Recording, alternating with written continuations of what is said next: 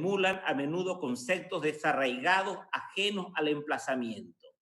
O sea, de repente este arquitecto, un Daniel Libeskind, representa o va a simbolizar algo, este edificio, que no tiene nada que ver con el contexto, con la realidad, con la geografía.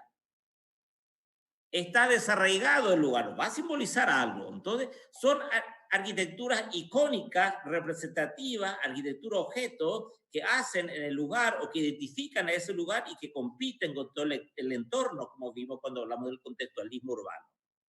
La arquitectura organicista va totalmente en contra de esta tendencia de los arquitectos estrellas. La arquitectura orgánica fue concebida para combatir este fenómeno de la globalización y se ha integrado tanto en la cultura oriental como ideal estético tradicional que tendía a la simetría, la sencillez, la modestia. Muchos dicen realmente que la arquitectura orgánica tiene sus raíces en la arquitectura oriental, teniendo en cuenta que gran parte, no recuerdo cuántos años exactamente estuve viviendo Frank Lloyd Wright en Japón. Entonces ahí toma mucho cómo va integrando la arquitectura, el espacio, los espacios interiores con el espacio exterior, todo lo que es esa jardinería japonesa. Entonces, el respeto que tiene la cultura japonesa ante el entorno natural es lo que valoró en su estancia Frank Lloyd Wright por tierras niponas, y de ahí comienza quizás a reflexionar sobre esta idea de arquitectura orgánica, fusionar arquitectura entorno, arquitectura naturaleza, arquitectura sitio.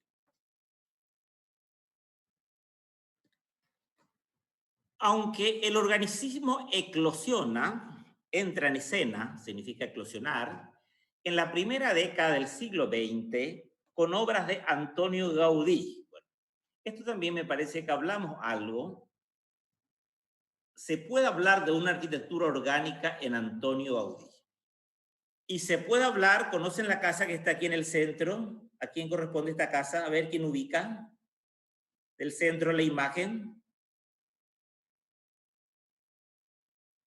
No ubican esa casa, uno de los íconos de la arquitectura orgánica. A ver quién puede reconocer en esta última historia, un edificio emblemático. A ver, entre todos los participantes.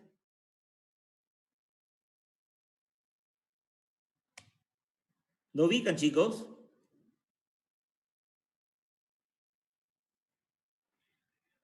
No puede ser. En el grupo respondieron, profe. Sí, pero de Frank Lloyd Wright. Taliesin West. Claro, la casa del desierto, Taliesin West. Aquí hay dos maneras de manejar la arquitectura orgánica. ¿Y en qué se diferencia el manejo de la arquitectura orgánica de Gaudí con respecto a Wright? ¿En qué se diferencia? Lógicamente, Gaudí lo estudiamos dentro del modernismo catalán, pero también tiene una esencia fuertemente orgánica.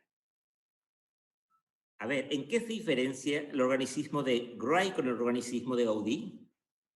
Yo me acuerdo que habíamos dicho que Gaudí copia tal y cual como es. Así mismo, Nati. Imita la naturaleza. Es una mímesis de elementos de la naturaleza, formas óseas, grutas, piedras.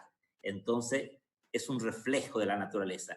En cambio, el caso de Wright dijimos que es más bien, es una abstracción de la naturaleza en que toma elementos de la naturaleza, pero no como una mímesis, una abstracción.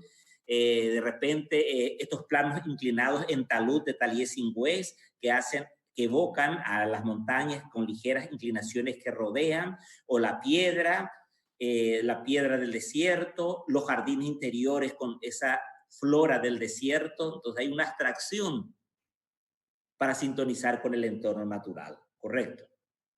Bueno, además de los referentes organicistas, algunos de los autores contemporáneos han introducido en sus obras referencias oníricas de procedencia surrealista. Entonces, en el proceso de diseño, aparte de tomar estos elementos, sobre todo de Wright, de sintonizar la arquitectura con el entorno, los arquitectos contemporáneos van a tomar estas referencias oníricas del surrealismo, de repente cierta fantasía, ciertas formas que van más allá de la realidad, productos de los sueños, una arquitectura, como les dije, algo más fantasiosa. Precisamente, buena parte de los autores nombrados a continuación se nutren de la corriente subterránea del surrealismo, la línea vanguardista más beligerante, más fuerte, más extremista, sería, contra el academicismo de la atracción y del movimiento moderno. Entonces, hay como una fusión de elementos, repito, de diseño de la arquitectura de Wright como del surrealismo de las vanguardias artísticas del principio del siglo XX. Lo onírico es un término muy manejado por los artistas surrealistas como Miró, Dalí. Se trata de un adjetivo que se emplea para nombrar a lo que está vinculado al mundo de los sueños. Entonces siempre el mundo de los sueños ya genera formas irreales, formas muy fantasiosas, más allá de lo que específicamente transcurre durante un sueño. La noción de onírico también se utiliza para calificar aquello que parece irreal. La de arriba es una obra del gran pintor catalán Miró, el de abajo de Dalí. Igualmente se aplica al mundo del arte, como los casos de Dalí y Miró, que están considerados como pintores oníricos por excelencia. ¿Por qué? Porque sus cuadros reflejan tal grado de fantasía y de surrealismo que se consideran por algunos expertos que solo han podido ser frutos de sueños, totalmente alejados de esa realidad. Más allá de esta diversidad, existen una serie de mecanismos recurrentes. Aparte de lo onírico, del sueño, posición antitipológica. No buscan atarse a tipologías estándar. La gestualidad libre. La gestualidad son formas libres, como vemos aquí a la izquierda, un gran pintor norteamericano en los años 40, 50, Jackson Pollock, que a través del salpicado, del dripping, en formas gestuales, van generando formas totalmente libres y orgánicas. O sea que estos artistas están rompiendo todo lo que son los dogmas, las reglas, el academicismo en un primer momento y luego todas esas reglas de la arquitectura racionalista a partir de los puntos de Le Corbusier. Entonces buscan una forma de expresarse totalmente libre, gestual, espontánea. Entonces, énfasis ergonómico en la estructura, intensidad máxima del diseño y caracterización de cada elemento distinto, relación de organicidad y continuidad entre partes heterogéneas y búsqueda de resultados diferentes. Entonces, ¿alguien tiene encendido su micrófono si puede apagar? Bueno, un diseño ergonómico en diseño industrial es un diseño que sigue las líneas de tal forma para lograr objetos bastante funcionales, acorde a la confortabilidad y a la línea de la figura humana. Entonces, hacia esa línea va la búsqueda, la exploración del diseño de la pintura conjuntamente con la arquitectura. Bueno, un arquitecto austriaco, Kurt Himmelblum, de finales del siglo XX, también explora un poquito esta técnica del inconsciente, de lo onírico, de la soltura, el momento de concebir su arquitectura. En su método de diseño intenta eludir los mecanismos de la razón, procesos que seguían, como le dije, al diseñar un edificio de característica racionalista, partiendo de un instantáneo dibujo automático, unos trazos totalmente libres, de modo como pintaba también Jackson Pollock con el dripping, goteando los colores sobre el lienzo que ponía sobre el suelo en posición horizontal. Aquí, a partir de estos trazados totalmente sueltos, va a ser como el motivo para ir generando o captando sus ideas. Algo similar también va a trabajar Frank Gehry. Dibujo automático o autómatos son dibujos que uno va trazando de forma totalmente inconsciente, haciendo aflorar toda la energía que esconde en el inconsciente y aflora de la mano, totalmente suelto, totalmente libre. Evidentemente que su método explicita un renacer del surrealismo con el objeto de conseguir una arquitectura totalmente libre. Se abandona cualquier forma preconcebida. Cada forma debe ser única, como cada forma debe ser producto del lugar, como se puede observar en The Open House de 1983. Entonces, a partir de estos bocetos, estos dibujos totalmente de forma libre, autómata, inconsciente, genera un diseño de una planta y el diseño de la morfología de la arquitectura. Bueno. ¿Recuerdan una de las casas icónicas del movimiento moderno en la arquitectura latinoamericana de los años 50, la Casa Canoas?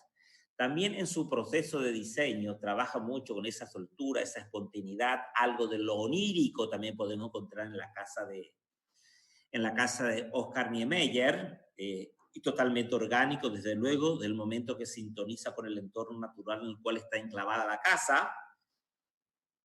Ubicada en Río de Janeiro, del arquitecto Niemeyer, la característica más particular es la fusión de la arquitectura orgánica con elementos de la arquitectura minimalista que estaba surgiendo en ese momento, en los años 50, con las obras de Mies van der Rohe, sobre todo la casa Farnworth.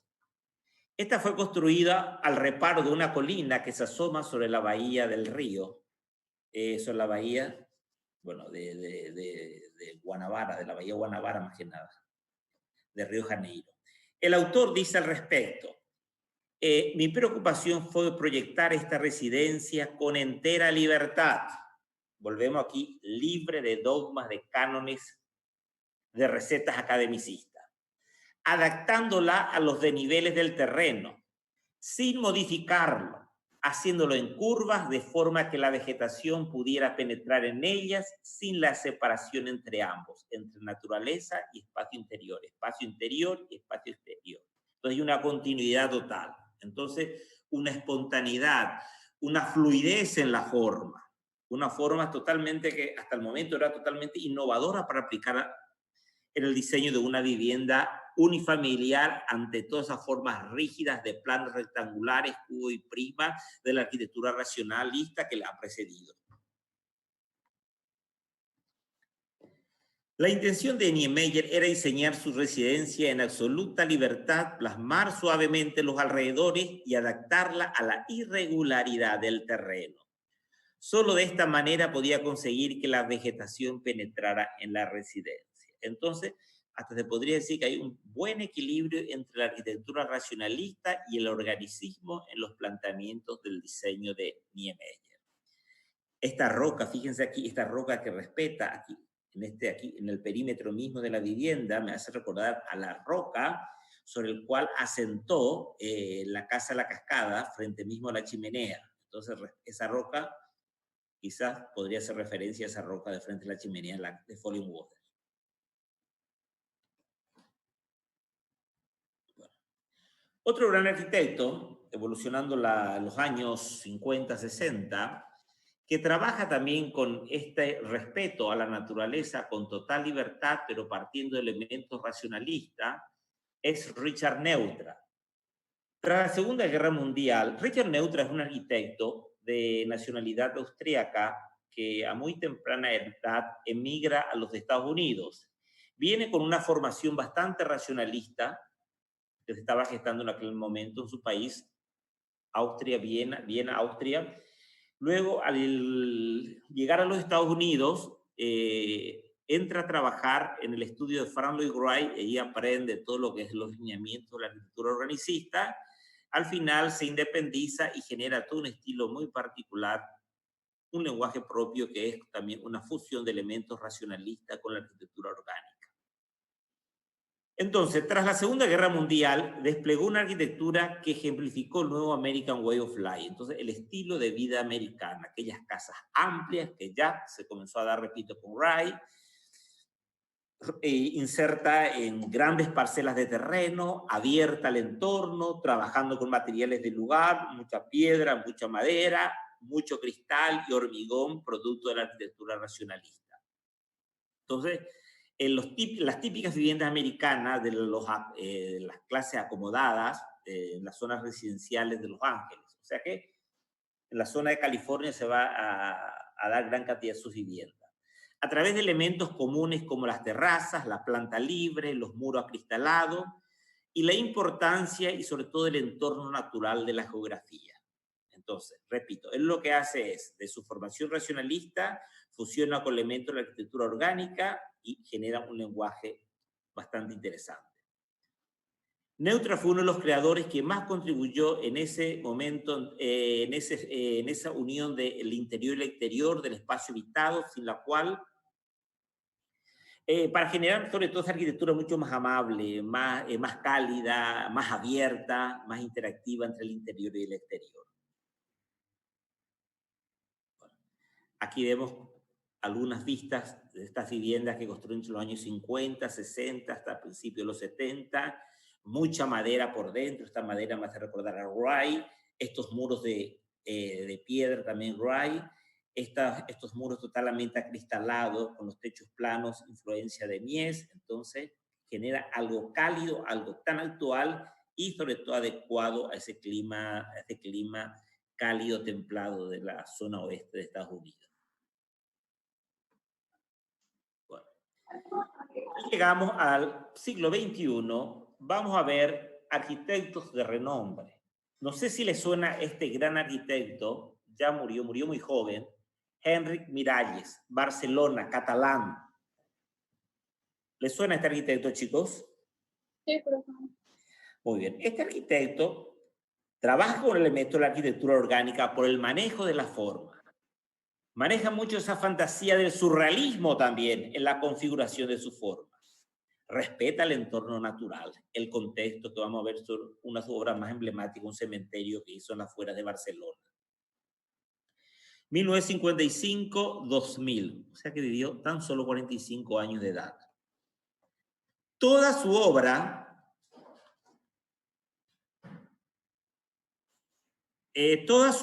se caracteriza por construir un complejo sistema de objetos que configuran un universo propio, su visión interna, los sueños que tenía en su inconsciente, su universo interno es lo que de su universo interno surgirá idea para configurar una arquitectura muy particular que le identifica a este señor. Que parte de la necesidad surrealista, trascender lo real.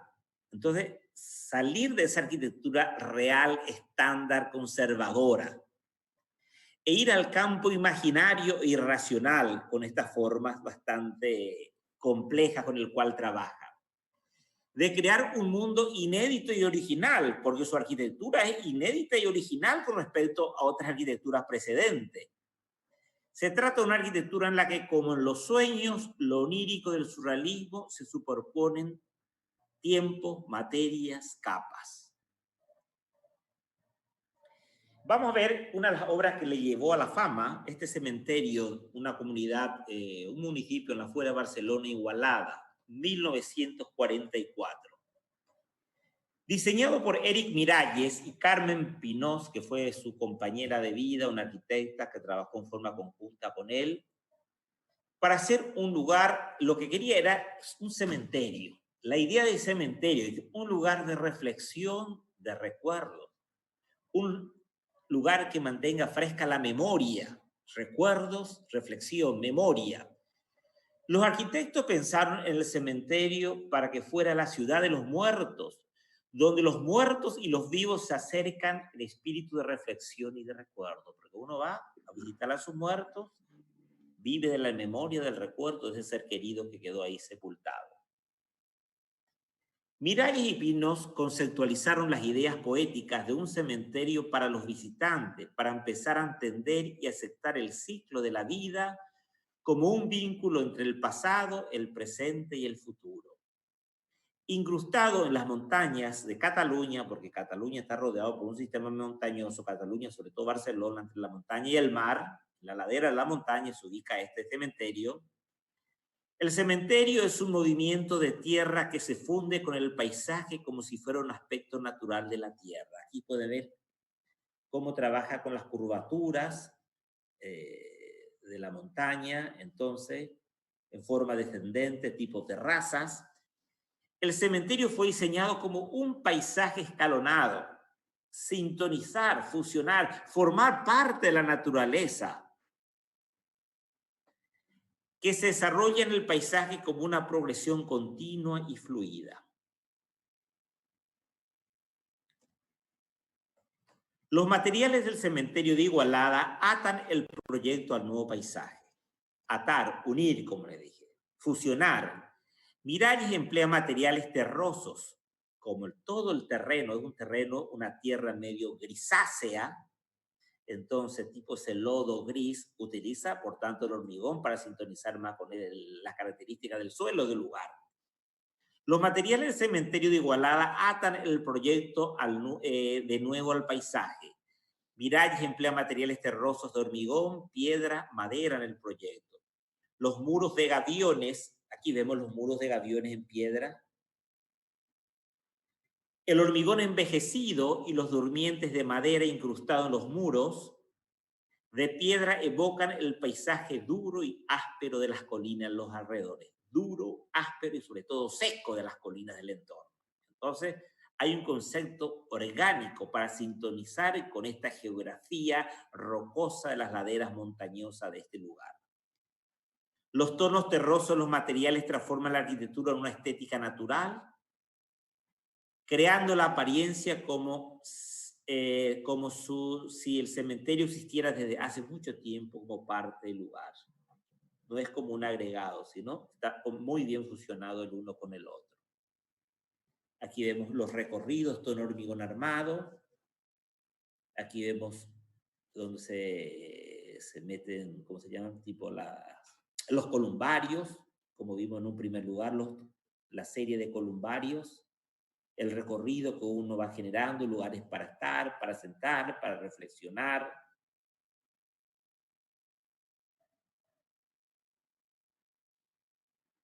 Bueno, otro proyecto importante, siempre de Eric Miralles, que también el segundo proyecto en importancia que realizó es el Parlamento de Escocia, de data del 2004, terminada en gran parte del atractivo de la propuesta de Miralles era su incorporación articulada de la herencia escocesa en un diseño radicalmente aventurero.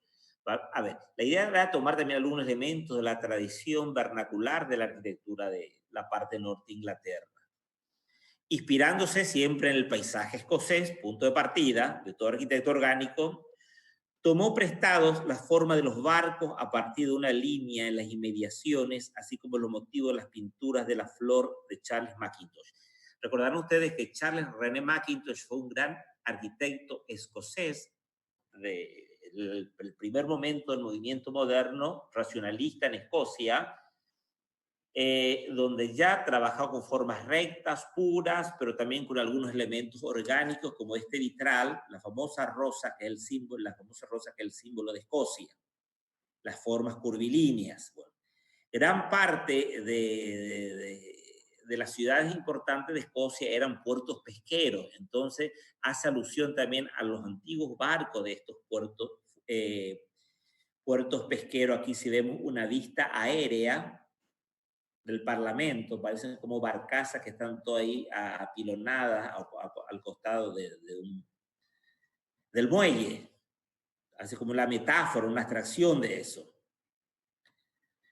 Entonces, un arquitecto de Escocia convertido en un héroe nacional que fue Mackintosh, que tomó algún referente de esto. Entonces, una arquitectura totalmente forma desordenada, inestable, con mucho movimiento, haciendo alusión a las características de la arquitectura del lugar. Como una obra de arquitectura, el Parlamento es una experiencia sensorial, fenomenología. Experiencia sensorial, la fenomenología, entonces tuvo muy en cuenta en los años 50 y 60, en que ese espacio, al estar dentro de ese espacio, me tiene que despertar sensaciones, emociones. El espacio se debe sentir, debe transmitir sensaciones, emociones, como te transmite una buena pieza musical o una obra de arte. Eso también tiene que hacer sentir una verdadera arquitectura, decían los de la fenomenología. Y eso buscó con su arquitectura y lógicamente lo consigue al ir trabajando con estas formas, estos materiales. Cada ambiente es único por las características del espacio, la iluminación, los efectos de luces y sombra. Entonces, casi aplastante de formas complejas, materiales y dispositivos estructurales. Cada característica de este edificio está excepcionalmente detallado, con ciertos temas y líneas claras de visión para unificar el diseño altamente abstracto y aparentemente parece algo totalmente al azar, como trabajan los artistas surrealistas. Aquí vemos el gran foyer, el acceso al Parlamento, y aquí vemos la sala de sesiones del Parlamento escocés. Mucha madera, cables de acero, tensores, mucho vidrio, metal, hormigón, una variedad de materiales. Bueno. Charles Yent, el gran historiador inglés, el que acuñó el término posmoderno, dijo, luego de servir como juez en el comité del premio Stirling, ganó el premio Stirling. El premio Stirling, ya le comenté también, es el premio que cada año se elige a la mejor obra que se construye en Inglaterra. Y estuvo en varios jurados para elegir este premio en varios años, este arquitecto Charles Yent. Analizó el diseño de los puntos sensibles del proyecto elogiosamente. Escribe, en la época del edificio icónico, el edificio del Parlamento escocés crea una iconología de referencia a la naturaleza y del entorno natural totalmente irregular, utilizando mensajes complejos como un sustituto de una sola línea. En lugar de ser un edificio monumental, como es el punto de referencia habitual de la capital, no es un edificio monumental como suele ser todo parlamento, su camino está ubicado en el medio ambiente, un ícono de la resolución orgánica, de tejer junto a la naturaleza y la cultura una unión compleja. O sea que aquí vemos, en cierta manera, respeta la escala del lugar, este edificio. En otros países, como vimos en un parlamento, tiene un edificio icónico, un edificio monumental. Aquí no, respeta entonces la escala de los edificios, el contexto, la geografía del lugar. Entonces, es uno más, pero con unas características muy interesantes. Otra obra representativa, siempre de Miralles, también supongo que conocen, es una intervención de un antiguo mercado que hizo hacia 1997-2005 el mercado de Santa Caterina en Barcelona. Es su obra más urbana y se configura como un nudo de la máxima tensión superponiendo varias capas urbanas. O sea que dice superponiendo varias capas urbanas en el sentido que sobre lo viejo lo ancló un cerramiento superior, uno nuevo. Con esto entonces me va marcando distintas épocas en la vida de este antiguo edificio patrimonial. Diversos sistemas constructivos generan una gigantesca cubierta asimétrica de forma ondulada, revestida de miles de piezas cerámicas hexagonales que recrean figuras gigantescas de fruta, todo ello apoyado sobre los muros del antiguo mercado y unos restos arqueológicos medievales que quedan en la parte posterior. El punto de partida es la inspiración del mundo orgánico para hacer esta cobertura. De la naturaleza, del mundo orgánico que ya trabajó en un primer momento a principios del siglo Antonio Gaudí, que fue uno de sus referentes.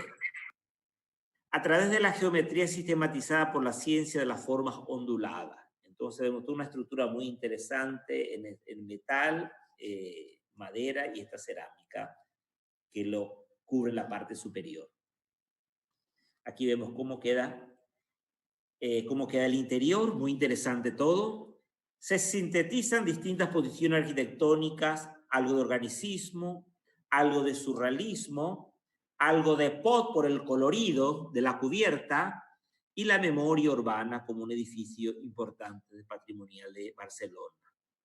La fuerza interna que eclosiona en el edificio cristaliza en estas formas onduladas de inspiración gaudiana. Porque hay que tener en cuenta que Gaudí utilizó estas bóvedas ligeramente ojivales para el techo de muchas de sus viviendas. Entonces, estas bóvedas ojivales de inspiración gaudiana fue un referente importante para la curvatura de este techo. Y las estructuras tubulares comprimidas y torcidas intentan integrar el contexto de la ciudad histórica, integrar al contexto de la ciudad histórica, lo nuevo con lo viejo.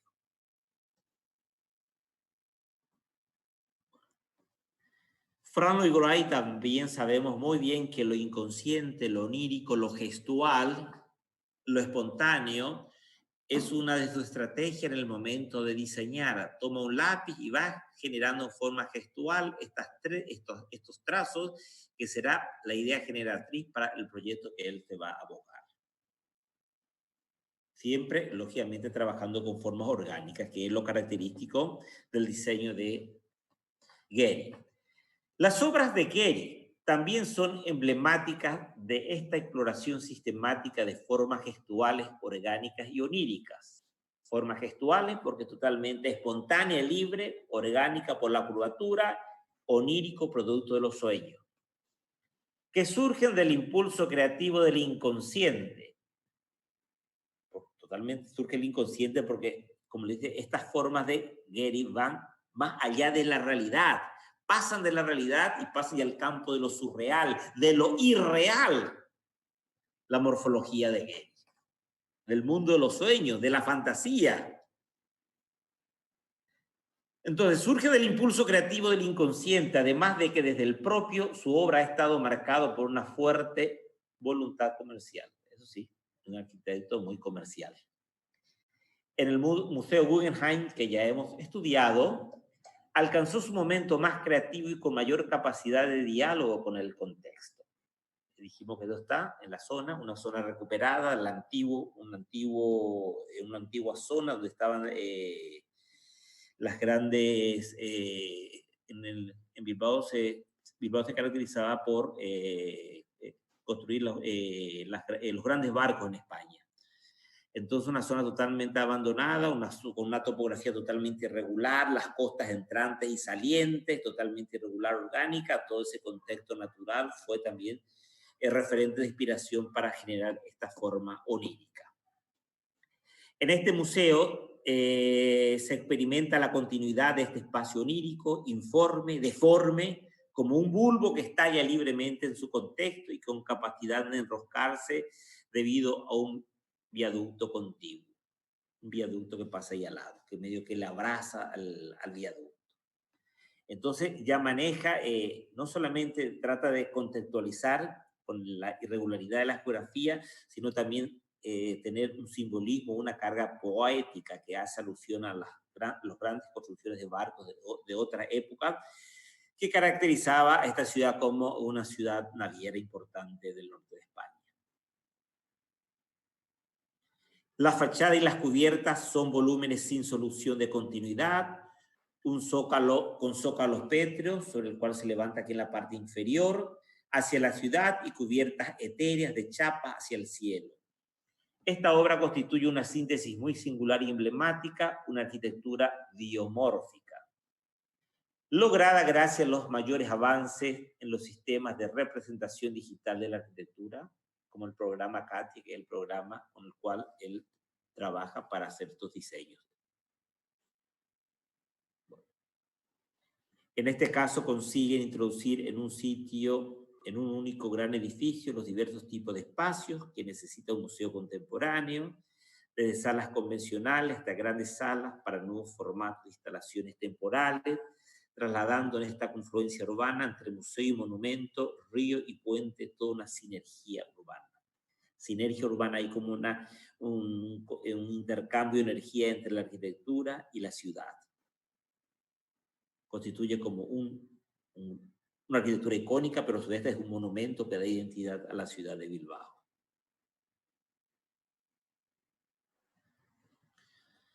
Otra de las obras importantes de principios del siglo XXI de Gehry es este centro cultural en la afuera de París, la Fundación Louis Vuitton. Aunque Gehry haya mantenido cierta calidad en algunas de sus obras, su arquitectura se ha convertido en una marca que se repite en cualquier lugar del mundo, porque es fácil de distinguir el sello de identidad que hace al estilo de este gran arquitecto.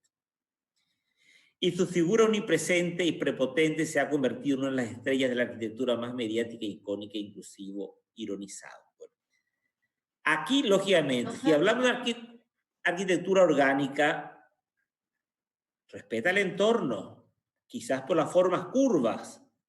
Hablamos aquí más bien de arquitectura orgánica por las formas curvas realmente. Muchas veces, en este caso, él como forma parte de la arquitectura estrella, sus obras son únicas y prácticamente está ahí compitiendo con el entorno. Pero repito, orgánico en el sentido de la fluidez de la forma en consonancia con el entorno natural. Bueno, una de sus últimas grandes creaciones ha sido entonces esta fundación Louis Vuitton, en la que continúa su manierismo, maneja a su manera la tecnología, la materialidad de su arquitectura, con formas exteriores aún más arbitrarias, espontáneas, sacado también desde el mundo de los sueños, con menos logros en el espacio interior, porque el espacio interior, lógicamente, es simplemente una consecuencia del volumen, ya que para ellos prima más la forma exterior, el volumen, la imagen, la estética de la arquitectura como arquitecto postmoderno. Y con más referencias también a otros arquitectos. El edificio intenta emular el Museo de Bilbao sin conseguirlo. Toma, o el referente fue el Museo de Bilbao. Desde el primer boceto, el edificio que Frank Gehry ha diseñado para la fundación tiene un gesto artístico inaugural. Pesa lo estético, pesa en las obras de Gehry la arquitectura como una obra de arte, la arquitectura como un gran objeto escultural que contenga una determinada función, por eso es arquitectura. El diseño combina todos los métodos, códigos y modos de expresión del arquitecto y marca un nuevo escalón en su obra. Para el edificio de la fundación se fijó en las velas de los barcos que a finales del siglo XIX y principios del XX participaron en la Copa América a mover esa vela, transcribiendo la flexibilidad de la curva de una vela hinchada a los materiales rígidos. Trabajó mucho aquí vidrio y metal, por eso genera una gran transparencia. Ahí te veo mi cámara, ¿sí crees? Podían apagar su micrófono, chicos. En este caso, la inspiración nació entonces más bien de un yate Susanne construido en 1911. Este yate que se construyó en 1911, tenía la fotografía, sirvió como referencia para gestar esta obra. El diseño comienza también con los garabatos, es propio de Gehry, dijimos, bocetos en la que Gehry denomina garabatos. Nace de la observación de diversas imágenes de la naturaleza, del entorno, las velas en este caso, desplazamiento de la mano sobre el papel para plasmar líneas continuas, círculos, curvas, remolinos y meandros, cuya yuxtaposición hace aflorar lo que subyace a la idea principal. Los bocetos para la fundación desde sus comienzos expresan una dinámica y ondulación en la que se pueden divisar los contornos del barco. Pasando a otro arquitecto, ya menos conocido, de segunda línea, español, Josep Llinà, nació en 1945, también maneja ciertos criterios orgánicos en cuanto a movimiento de su arquitectura, de su diseño y cierto respeto al entorno. Ha alterado propuestas racionalistas por el manejo también de formas puras, limpias, con otras de carácter organicista por la fluidez, que no es una forma racionalista muy cuadrada, muy dura, sino genera cierto dinamismo, cierto movimiento, que se moldean con formas retranqueadas, de fachada sinuosa, como vemos aquí. Es una biblioteca para el barrio de La Gracia en Barcelona. Josep Llinà ha vuelto a hacer de la suya en este barrio para revitalizar un poco el barrio con este edificio de 2002. El arquitecto es capaz de crear comunidad de barrio en sus edificios donde todo está perfectamente dibujado. Una biblioteca que sea un encuentro en la comunidad, un lugar de encuentro para distintas actividades culturales que le dé vida a esta zona de Barcelona.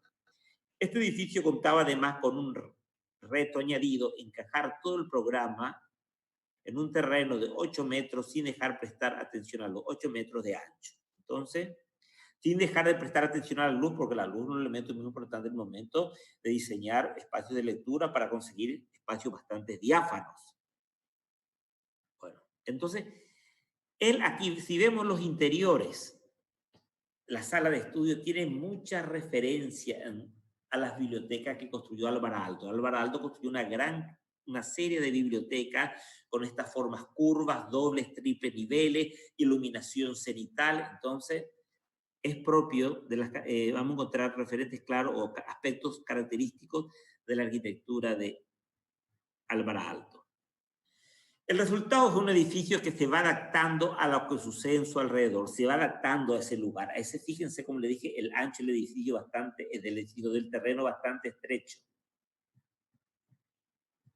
Entonces, las entradas de luz parecen ser el resultado del que el edificio y el programa les pedía al arquitecto. Mucha luz, buena iluminación. Lucernarios, ventanas corridas, luz cenital. Empiezan a pasar muchas cosas y el edificio como que se mueve, genera cierto movimiento con esas entrantes y salientes. Cada ventana quiere la forma que necesita para enseñar un pequeño pedacito de gracia de lo que es el barrio, mirando de los distintos niveles, para ver la gente pasar, leer lo que pasa en las ciudades del interior.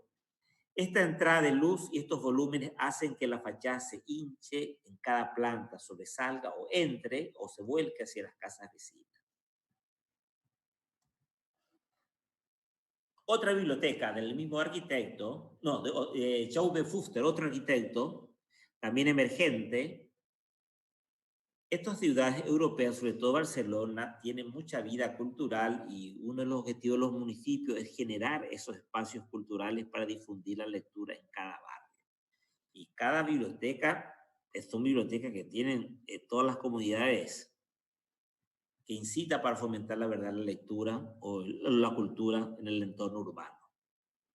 La idea fue crear el límite ciudad-montaña, ciudad-montaña. Entonces la idea generatriz del proyecto, el límite de Barcelona, como le dije, las montañas que bordean, entonces que haga alusión a esa irregularidad orgánica de las montañas del fondo en la configuración de la nueva volumetría del edificio. Totalmente irregular, configurando una volumetría característica expresada mediante cubiertas que se fragmentan en planos de distintas alturas, haciendo alusión a la montaña de fondo. La metáfora, la montaña.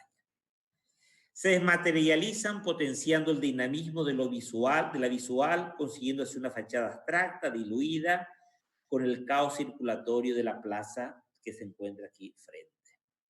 Dicha fragmentación juega un aspecto importante, no solo en el exterior, sino también en su interior, pudiendo ser observada desde todo el edificio gracias a la transparencia entre los diferentes espacios que se articulan mediante dobles alturas, grandes vídeos y posiciones estrategias de los núcleos de comunicación. Entonces uno se puede circunvalar al interior, visualizar todos los ángulos del edificio.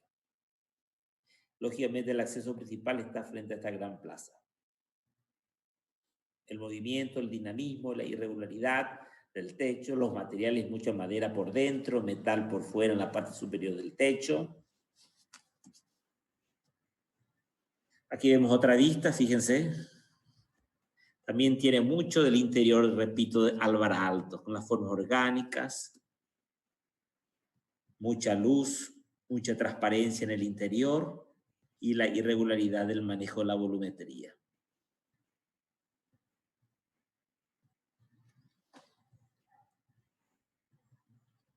Bueno, también el high-tech, algunos high-tech manejan algo de la arquitectura orgánica al ver estas formas totalmente diomórficas.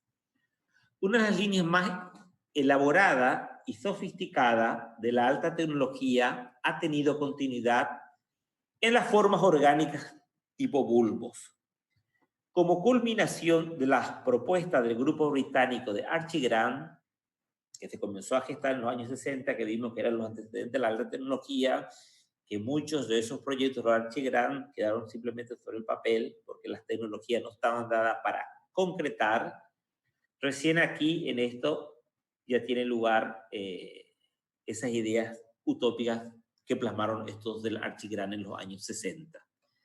Así, el asombroso edificio que contiene los grandes almacenes Selfridges, grandes almacenes sería como un shopping, cuenta con una mezcla de aluminio y acero en su fachada diseñada por la firma Future System. Este emblemático edificio se considera un símbolo de la regeneración de la ciudad inglesa de Birmingham. Ubicado en Birmingham, la fachada consiste en 15.000 discos de aluminio de 60 centímetros de diámetro puestos sobre una superficie azul. Y vemos totalmente la forma irregular, un gran patio interior dentro de esta arquitectura de tendencias orgánicas biomórficas. Aquí fíjense lo que es el interior de todo esto, totalmente a la línea del Archigram futurista de alta tecnología.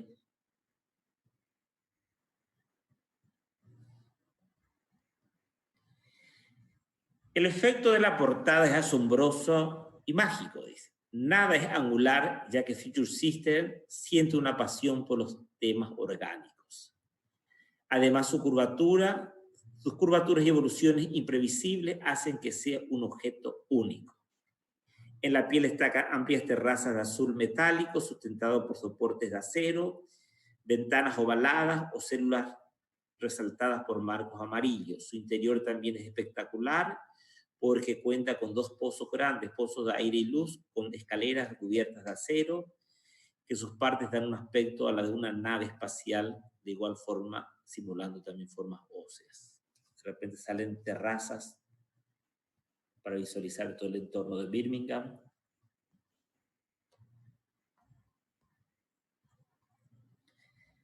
Aquí vemos una terminal marítima en Yokohama, también donde por la falta de terreno se gana una porción de tierra al mar, siguiendo las líneas de la geografía irregular. Dentro de este organicismo dinámico y monumental se encuentra el proyecto experimental con lo que los miembros del equipo Foreign Office Architecture, Alejandro Zaera Polo y Farshid Moghsavi, ganaron para la terminal marítima de Yokohama del 94. El contundente planteamiento del proyecto proponía la estetización de una infraestructura marítima, convirtiéndolo en un paisaje que gana al mar. Dentro de un límite metropolitano, una especie de un gran origami recostado, la terminal se encuentra en la ciudad japonesa de Yokohama, junto al parque municipal de Yamashita. Se sitúa en el límite entre la tierra y el mar, el borde de la bahía, eliminando el límite entre ellos. Entonces, los grandes, el puerto, vemos los grandes buques transatlánticos que operan en los costados. Entonces, la idea del proyecto se basaba en potenciar la continuidad del flujo y el nexo con la voluntad de construir un edificio que a su vez fuese plaza para recorrer en la parte superior, distenderse, observar todo el entorno natural. Potenciando el volumen horadado como calle y plataforma, como lugar de paso, pero también de contemplación, como le dije, el entorno natural, como estructura, pero una estructura que genera un espacio para estar. El resultado finalizado en el 2002 mantiene el concepto de topografía artificial, longitudinal que sale al mar y habitable y que por su horizontalidad no sobresale y que se inspira en la iconografía de los grandes cruceros. Se trata de una propuesta urbana, no es únicamente un edificio, sino es una parte fundamental de la ciudad, un espacio urbano verde que se gana al mar. Aquí vemos otras vistas del recorrido, zonas verdes, pastos. Hace alusión también, como dijo, a los grandes transatlánticos, a los barcos que atracan en los adyacentes. Es como un espacio expansivo, recreativo, de llegada, de salida.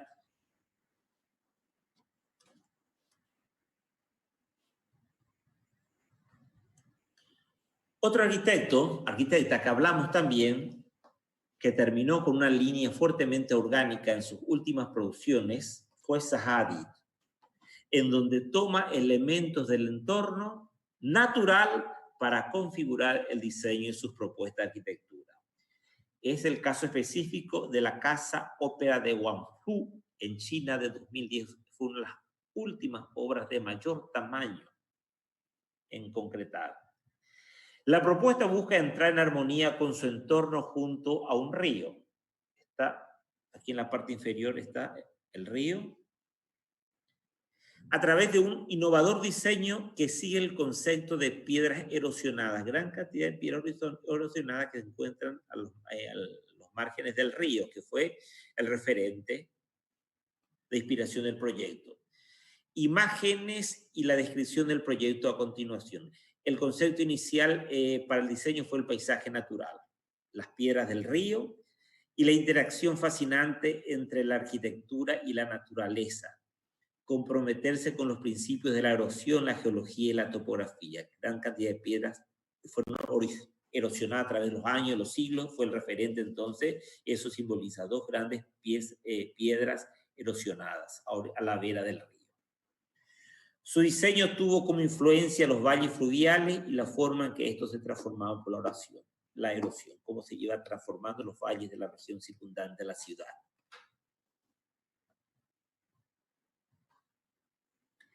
Las transiciones suaves entre los elementos dispares y los diferentes niveles mantienen esta analogía con el paisaje. En el interior, en las salas de ensayo, se usaron unidades moldeadas de fibras de vidrio, reforzando con yeso para potenciar este lenguaje de fluidez y continuidad.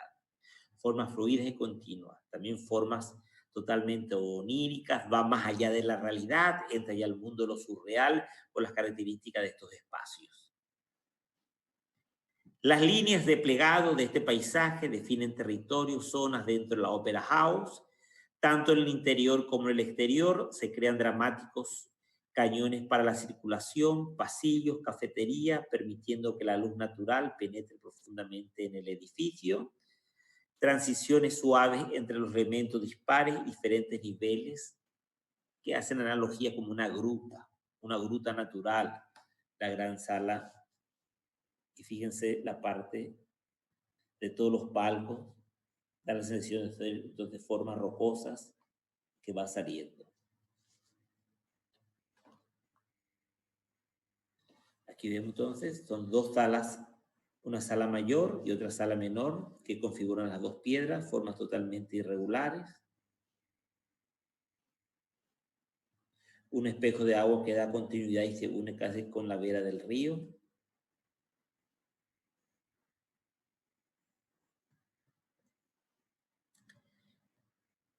Otro arquitecto, un arquitecto ganó el premio Pritzker en el 2012, Wang Xu, uno de los número uno de la China continental, trabaja con una arquitectura orgánica más modesta, atendiendo realmente a las condicionantes de la geografía, de las costumbres, de la arquitectura tradicional de su país.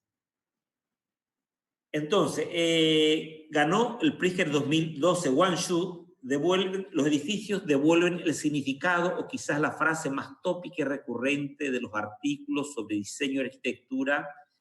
Esta vez de verdad Wang Xu mezcla la tradición, como le dije, de la arquitectura tradicional de su país con las vanguardias o las innovaciones de la arquitectura occidental. La simpleza rústica ideal estética muy presente en la cultura oriental, la simplicidad, lo rústico, forma parte de la estética de la arquitectura tradicional de la China, Japón, ha influido en los diseños humanos, también arquitectónicos de países cuya comprensión del mundo, la existencia humana y la naturaleza se basa en la impermanencia, taoísmo y budismo.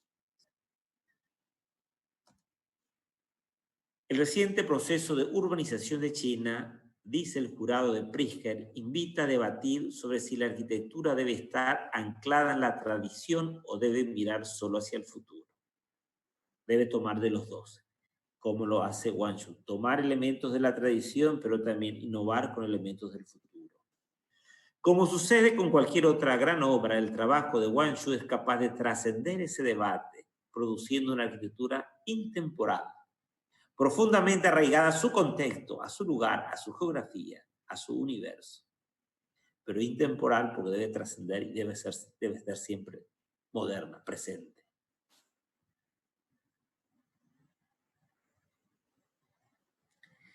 Bueno, este es el Museo Histórico de Ningbo, una comunidad, una ciudad importante, en que aquí también él toma elementos de la arquitectura tradicional de este pueblo milenario, cómo trabajar los materiales, el color de la arquitectura tradicional, lógicamente con un lenguaje actualizado para el museo. Entonces ahí es orgánico en el sentido que mantiene el respeto a las tradiciones del lugar, a las tecnologías tradicionales del lugar, lo que es la arquitectura vernacular misma. La arquitectura vernacular es aquella arquitectura propia de cada lugar, que tiene mucho de arquitectura orgánica, nació de las características del lugar, de los materiales del lugar, de las tradiciones tecnológicas artesanales de ese lugar. Entonces, la arquitectura vernacular, en cierta manera, es una arquitectura orgánica, al cual respeta mucho Guangzhou, esa arquitectura vernacular de este pueblo.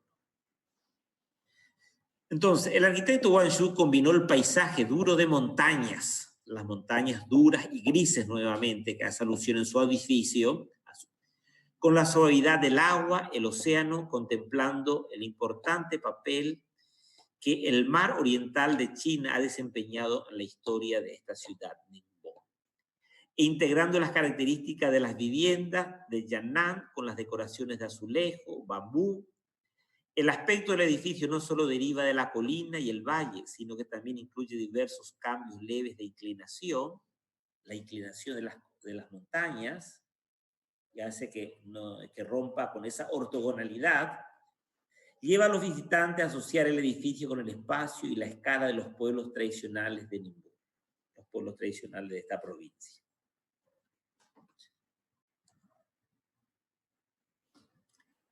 El chileno Alejandro Aravena, miembro del jurado Pritzker cuando salió electo, este chino, habla sobre la técnica utilizada por el nuevo ganador del premio arquitectónico.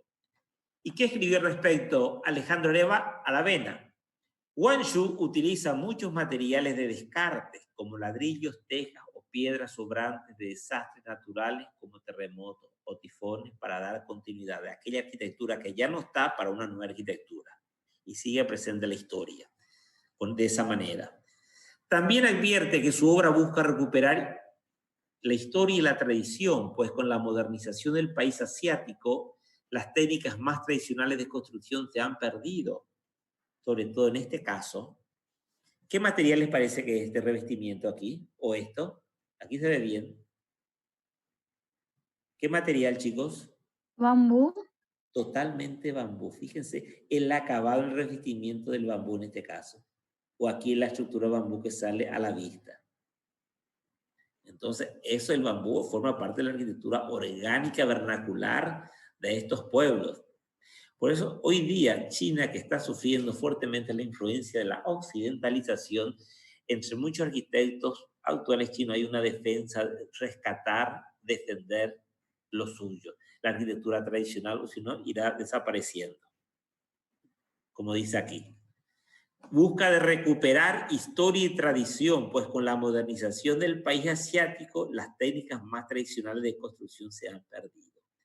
La obra de Guangzhou, por esto le dieron el premio Pritzker, busca entonces defender las raíces de la arquitectura tradicional china.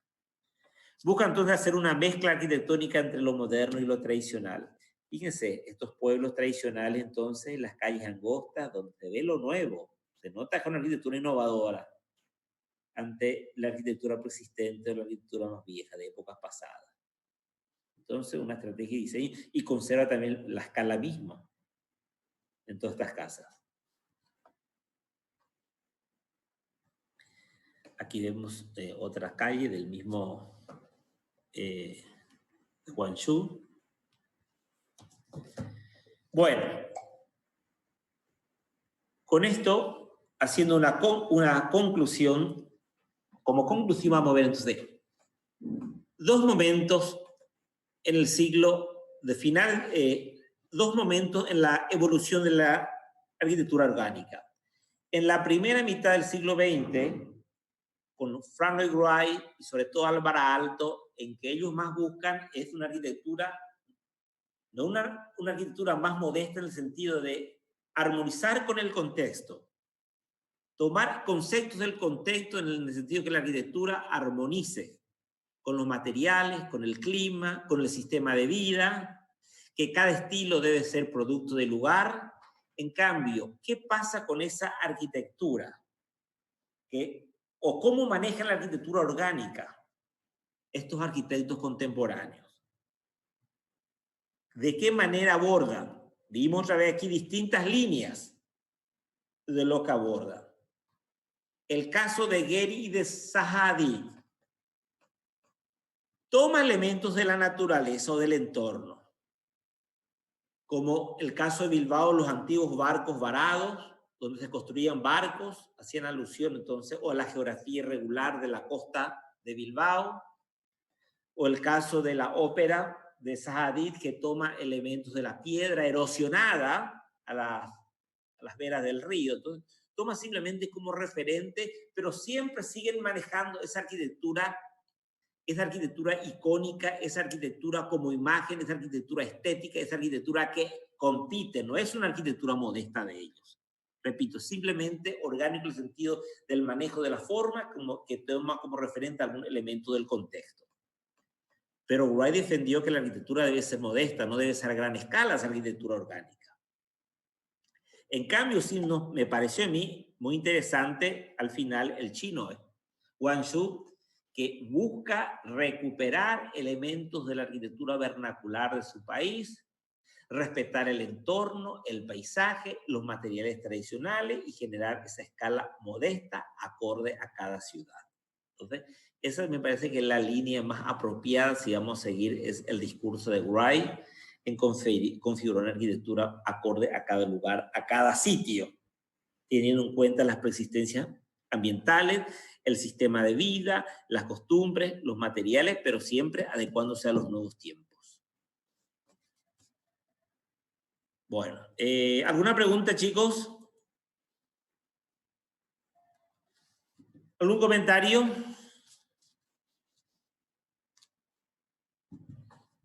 ¿Siguieron la clase? ¿Están muy callados? Sí, profe. ¿Alguna pregunta? ¿No hay nada? Que prendan sus cámaras, profe. Que prendan sus cámaras. Asistencia. Están muy Vamos a registrar asistencia a través de la pantalla. Concurrencia, mejor dicho. Bueno, chicos, ¿nuestro examen cuándo es? ¿Alguien me hace recordar? La semana que viene. Es la semana que viene. La semana que viene. Bueno, voy a seleccionar el temario. Le voy a pasar, vamos a alzar la plataforma porque es un poquito largo. Vamos a darle un tiempo, vamos a ver, 1 hora o 1 hora y media. Dentro de ese tiempo usted tiene que entrar a la plataforma y completar todo lo que es. Cumplido ese tiempo se cierra y se llega. Va a haber algunos de falso y verdadero, subraya lo correcto y 2 o 3 preguntas libres de ensayo. Allá. ¿Está claro, chicos? Sí, profe, súper. Sí, profe. Con lo de esto, hoy no va a haber ningún trabajo. Ya vamos, le voy a dar, como le dije, ya el temario para empezar a leer. Profe, Bueno, sí. Hay algunos compañeros que tuvieron una duda con el tema del cuestionario. No sé si hay alguien que quiera mencionarle eso al profe. Yo la verdad no estuve tan al tanto de ese tema. ¿Cuál era? Ay, no Creo sé. que los compañeros querían saber de qué se iba a tratar exactamente el examen, si iba a ser nuestra opinión nomás o si iba a ser... No, como le dije, el examen específico. va a ser algo más específico. Subraya lo correcto, falso, verdadero y 3 preguntas máximos de ensayo, con opinión personal y reflexión. No, porque nunca rendimos, entonces... A ustedes nunca rendieron preocupación. Conmigo. Bueno, siempre en mi examen sale de todo. Subraya lo correcto, completa con la palabra indicada, selección múltiple y ensayo y dibujo. Esta vez lo que nos va a salir el dibujo, porque pide dibujar 2 proyectos y hacer unas comparaciones correspondientes, ya sea en el plano tecnológico, del diseño o el simbolismo de esa obra. Pero no va a salir dibujo en este caso. Bueno, profe, por mí súper, si nos pasas el temario. Te voy a pasar, voy a seleccionar algunos contenidos y al final va a ser global. Dale, profe. Muchas Mañana gracias. más tardar van a tener el programa. Bueno, quedamos aquí, chicos. Nos vemos la próxima clase. El examen. Dale, profe. Buenas Gracias. noches, profe. Chao, chao. Chao. Sí, profe.